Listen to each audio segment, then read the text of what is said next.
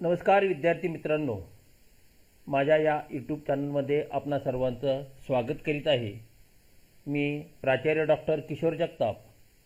मित्र हो, आपण पाहतोय SYBCom सावित्रीबाई फुले पुणे युनिव्हर्सिटी या विद्याशाखेतील कॉर्पोरेट अकाउंटिंग या विषयाच्या विविध टॉपिकच्या संदर्भातील माहिती व मल्टिपल चॉईस क्वेश्चन्स। विद्यार्थी मित्र हो, आतापर्यंत आपण या कॉर्पोरेट अकाउंटिंग या विषयावरील 3 टॉपिक पाहिलेले आहेत। आज आपण पाहतोय तो चौथा टॉपिक, तो म्हणजे कॉम्प्युटराइज्ड अकाउंटिंग प्रॅक्टिसेस। विद्यार्थी मित्रांनो, जर व्हिडिओ आवडला तर निश्चितपणे लाईक करा, आपल्या मित्रांना शेअर करा आणि ज्यांनी अजूनपर्यंत चॅनलला सबस्क्राइब केलं नसेल त्यांनी चॅनलला सबस्क्राइब करा। माझा स्वतःची वेबसाईट आहे, फेसबुक पेज आहे, इंस्टाग्राम आहे, व्हॉट्सअप आहे। या सर्वांच्या लिंक या डिस्क्रिप्शन बॉक्समध्ये दिलेल्या आहेत, त्या तुम्ही फॉलो करू शकता।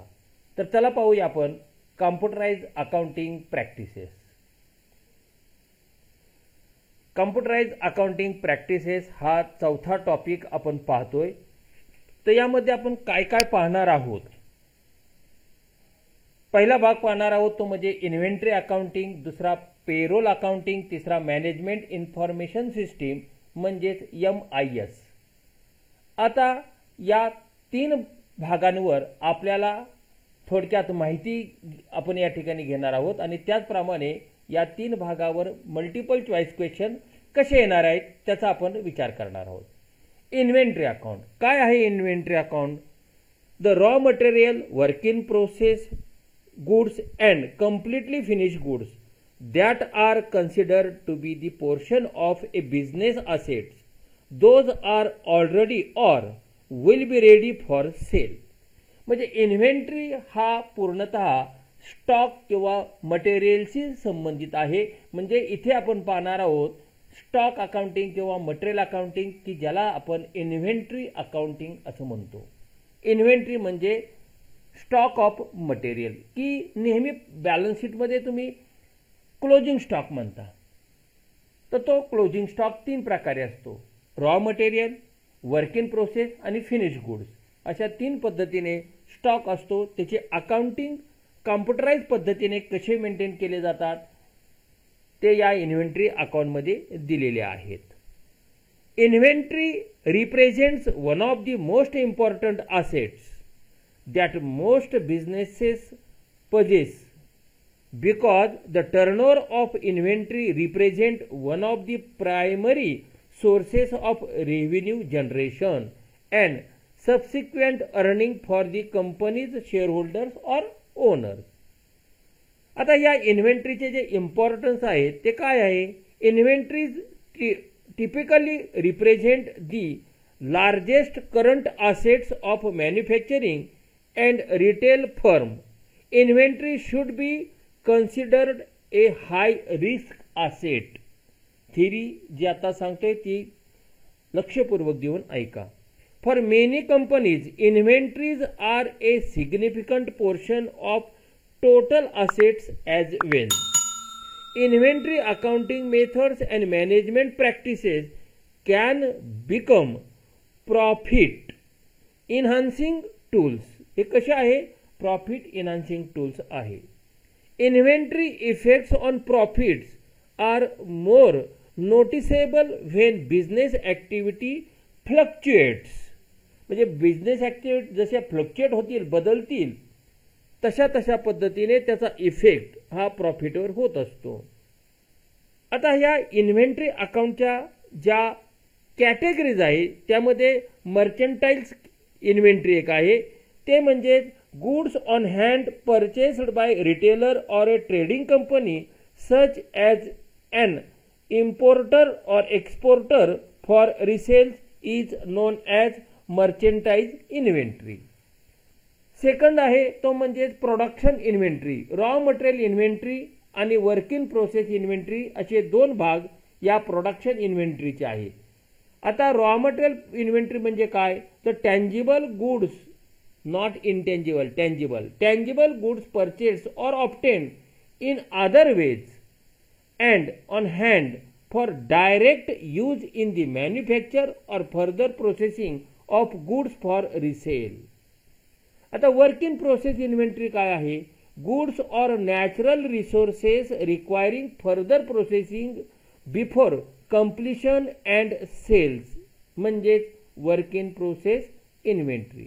त्यानंतरचा भाग आहे तो म्हणजे फिनिश गुड्स इन्व्हेंटरी, की ज्यामध्ये टोटल तयार झालेला माल, विक्रीसाठी उपलब्ध असलेला माल आहे. प्रोडक्शन सप्लाईज इन्व्हेंटरी आहे आणि मिसलेनियस इन्व्हेंटरी त्या ठिकाणी आहे. या सर्व इन्व्हेंटरीचं अकाउंटिंग त्या ठिकाणी रेकॉर्ड करणं आवश्यक आहे. आणि हे रेकॉर्ड करण्याच्या ज्या मेथड्स आहेत त्यामध्ये प्रामुख्याने 2 मेथड आहेत, बिहेवियर कॉस्ट मेथड आणि market valuation method. Behaviour cost method म्हणजे कॉस्टिंगचे मुलं असतील तर त्यांनी SYBCOMला त्या ठिकाणी कॉस्टिंगमध्ये पाहिलेलं आहे, स्टोअर लेजर अकाउंट. त्यामध्ये तुम्हाला रिसीट, इश्यू आणि बॅलन्स असे 3 कॉलम असतात आणि आलेली जी मटेरियल आहे तिची प्राईज आहे, इश्यूची प्राईज आणि बॅलन्सची प्राईज.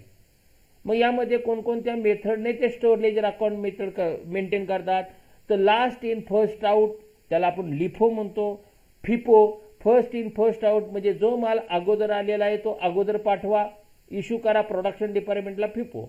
जो शेवटचा माल आलेला आहे, शेवटच्या डेटला आलेला आहे तो अगोदर पाठवा, that is last in first out. म्हणजे अशा पद्धतीने सिंपल ॲव्हरेज, वेटेड ॲव्हरेज या सगळ्या बिहेवियर कॉस्ट मेथड त्यामध्ये आहेत. त्या अनुषंगाने हा अकाउंट मेंटेन केला जातो.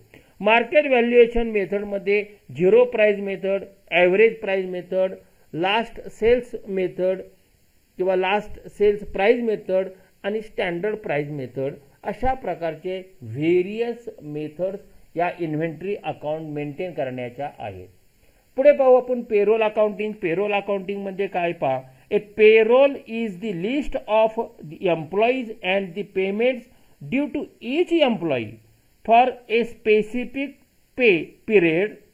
A pay period is the amount of time over which an employee is paid. Most business use weekly, half weekly, monthly, daily pay period.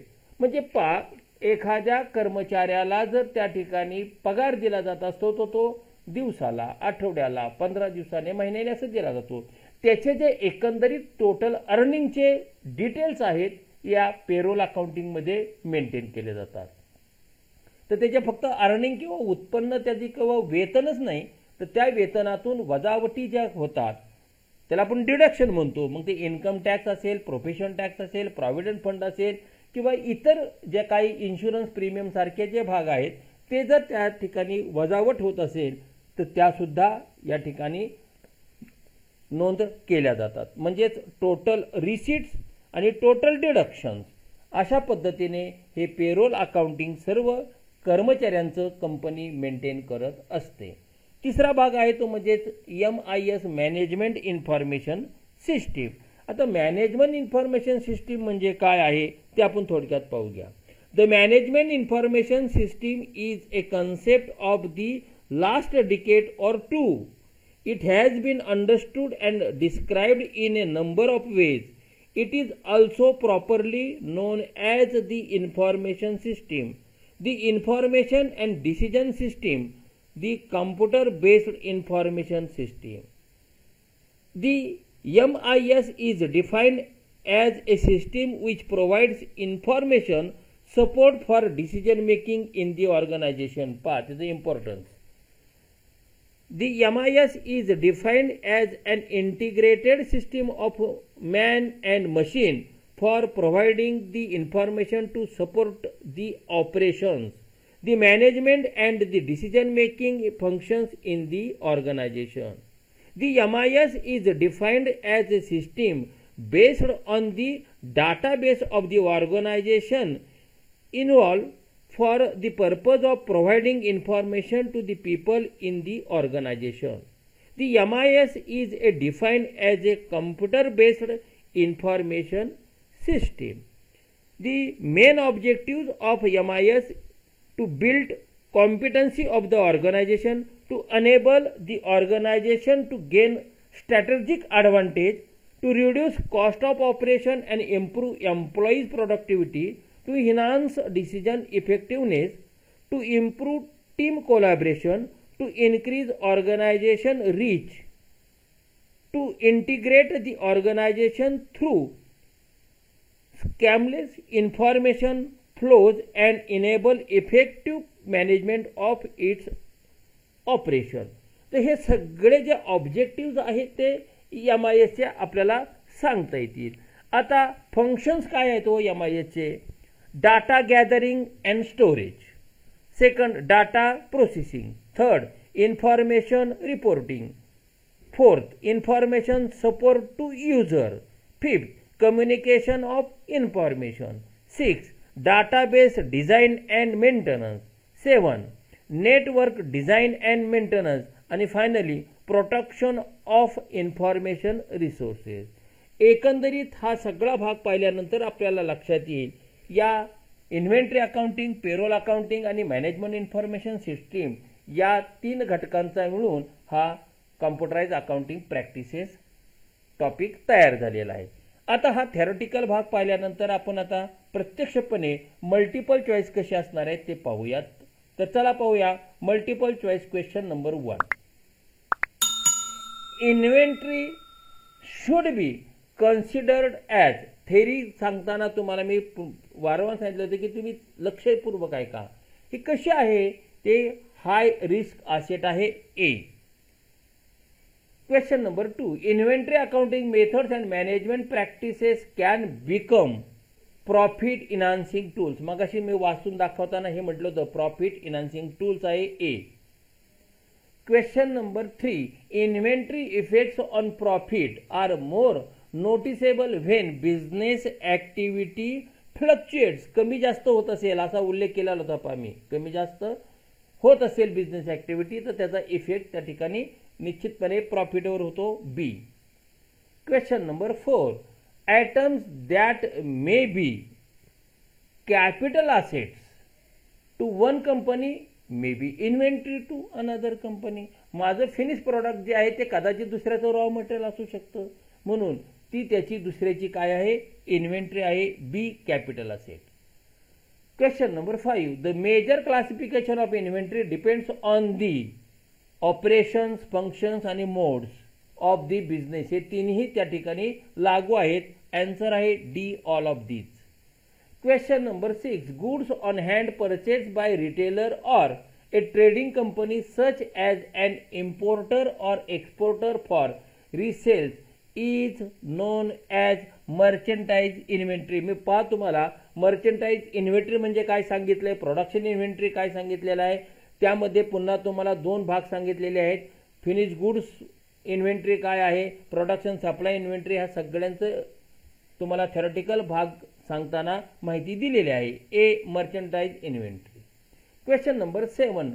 Tangible goods purchased or obtained in other ways and on hand for direct use in the manufacturer or further processing of goods for resale is known as raw material inventory. या सगळ्यांच्या definition मी तुम्हाला सांगितलेल्या आहेत.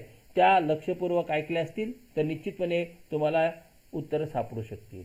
Question number 8. Goods or natural resources requiring further processing before completion and sale is known as work in process inventory. Production inventory मधले 2 part सांगितले होते. त्यातला raw material एक आणि वर्क इन प्रोसेस हे दोन्हींची संकल्पना सांगितलेल्या आहेत. B. Question number 9. Manufacturer for fully process items completed hand held for sales तयार आहेत विकण्यासाठी is known as finish goods. विकायसाठी तयार असणारा म्हणजे finish goods. C finish goods inventory. Question number 10. Items on hand as well as small items that make up an insufficient part of the finished product is known as production supplies inventory, that is D. Question number 11. The accumulated cost of performing services required under contract is known as contract in progress, that is A. Question number 12. lubricant oil, cleaning material, bolt are the example of कशाचे आहेत? Production supply इन्व्हेंटरीचे आहेत. Production कुठं जिथे होतं तिथं lubricant oil लागतील, cleaning material लागेल, bolt लागतील, नट लागेल, हे सगळे आहेत तिथे लागेल, म्हणून उत्तर आहे D. Question number 13. Inventory accounting includes. काय आहे इन्व्हेंटरी अकाउंटिंग मध्ये? Record stock details, purchase of stock, sales of stock, issue of stock, हे सगळे त्यामध्ये इन्क्लूड आहे, म्हणून all of these D. Question number 14. Under which method sales price is considered only for valuation of stock. Market valuation मेथडमध्ये प्रामुख्याने आपल्याला लक्षात येईल की या मेथडमध्ये sales price is consider only for valuation of stock. जसं मग सांगितलं ना आपण, काय zero price, sales price, standard price, हे सगळे त्यामध्ये आहे. Question number 15. Under which method purchase price is consider only for valuation of stock. That is behaviour. LIFO, FIFO, last in first out, first out, simple average, weighted average, हे सगळे behaviour cost मेथडमध्ये आहे. ते कशाचे आहेत? आला माल पहिला पाठवा, किंवा सगळ्यात लेट आलेला किमतीचा माल म्हणजे परचेस प्राइसचा माल पाठवा प्रोडक्शनला, म्हणजेच behaviour cost method. Question number 16. The choices of market valuation are. Market व्हॅल्युएशनच्या चॉईसेस काय आहेत? झिरो प्राइस पण आहे, ॲव्हरेज प्राइस आहे, स्टँडर्ड प्राइस. तुम्हाला चॉईस त्या ठिकाणी आहे, कुठलंही तुम्ही निवडू शकता. ऑर्गनायझेशन कुठलेही त्याची निवड करू शकता आणि व्हॅल्युएशन करू शकते. मग ते झिरो प्राइस नसेल, ॲव्हरेज प्राइस नसेल किंवा स्टँडर्ड प्राइस नसेल, company depends on company. That is all of these. Question number 17. The choices of behaviour cost method. कुठली मेथड वापरायची याची चॉईस त्या ठिकाणी दिलेली आहे. पहा, लिफो वापरा, फिफो वापरा, सिंपल वापरा, वेटेड ॲव्हरेज वापरा, हे त्या ऑर्गनायझेशनवर अवलंबून आहे. ते हे तुम्हाला चॉईसेस आहेत कंपन्यांना. कंपन्या यापैकी कुठलीही त्या ठिकाणी मेथड चॉईस करून वापरू शकते. That is all of these. Question number 18. The list of the employees and the payment due to each employees for specific pay period is known as. आत्तापर्यंत आपण इन्व्हेंटरीचे MCQ पाहिले, आता आपण पेरोलच्या बाबतीत पाहतोय. काय आहे? That is payroll. कामगारांची यादी आणि त्यांना त्या ठिकाणी दिल्या जाणारे जे पेमेंट आहे, त्या पेमेंटचा उल्लेख कुठे असतो? तर पेरोलमध्ये असतो, A. Question number 19. Salary include. सॅलरीमध्ये काय काय इन्क्लूड असतात? Basic pay, various allowances, perquisite, bonus, commission, हे सगळे सॅलरीमध्ये इन्क्लूड होतात. D all of these. Question number 20. Payroll accounting includes. Payroll अकाउंटिंगमध्ये काय इन्क्लूड आहे? अर्निंग म्हणजे त्या कामगाराची किती उत्पन्न आहे, वेतन आहे, ते कॅल्क्युलेट करायचं. त्यातून त्याच्या किती वजावट आहे, income tax, profession tax, provident fund इत्यादी, तेही कॅल्क्युलेट करायचं आणि त्याचं पेरोल रेकॉर्ड मेंटेन करायचं. हे तिन्ही ABC त्यामध्ये इन्क्लूड आहेत, म्हणून आन्सर आहे D all of these. Question number 21. Income tax, profession tax, provident fund are दी काय आहेत? It is a compulsory. ते केलंच पाहिजे, टॅक्स हा भरलाच पाहिजे, म्हणून त्याला म्हणतो आपण compulsory deduction. Question number 22. Life insurance premium, contribution to provident fund are the. हे काय आहे हो? हे सगळे व्हॉलेंटरी आहेत. Contribution to public provident fund तिकडेच आहे, तो तुमचा कॉन्ट्रीब्युटरी प्रॉव्हिडंट फंड किंवा प्रॉव्हिडंट फंड. हा जो प्रॉव्हिडंट फंड आहे हा तुम्हाला कुठला आहे? Contributory public provident fund, that is voluntary. Question number 23. What is MIS. आता MIS आपण क्वेश्चन पाहतोय. MIS म्हणजे काय हो? तर MIS म्हणजे मॅनेजमेंट इन्फॉर्मेशन सिस्टीम. हे पुढचे जे दिलेले B, C आणि D हे नाही. Question number 24. Which of the following is a specific functions of MIS. MIS आपण ऑब्जेक्टिव्ह आणि फंक्शन्स पाहिलेले आहेत. त्यामध्ये आपल्याला सांगता येईल डाटा गॅदर करायचा, गोळा करायचा, तो स्टोअर करून ठेवायचा, त्याचं प्रोसेसिंग करायचं आणि इन्फॉर्मेशन रिपोर्टिंग करायचं. हे सगळे ऑल ऑफ दीज काय आहेत? फंक्शन्स आहेत. Question number 25. MIS creates in impact on the organisation. फंक्शन्सवर इम्पॅक्ट होतो, परफॉर्मन्सवर होतो, प्रोडक्टिव्हिटीवर, कंपनीच्या ओव्हरऑल सगळ्या फंक्शन्सवर त्या ठिकाणी इम्पॅक्ट होतो. All of these, that is D. Question number 26. Management information system helps in, कशाला उपयोगी पडतं? अंदाज बांधण्यासाठी, भविष्यकालीन नियोजन करण्यासाठी, म्हणजे forecasting, planning, decision making, long term perspective planning, या सगळ्या कार्यासाठी ही MIS सिस्टीम उपयोगी पडते. म्हणून डी, ऑल ऑफ दीज. विद्यार्थी मित्रांनो, पुढचा टॉपिक आपण पाहणार आहोत तो म्हणजे amalgamation, absorption and external reconstruction of the company.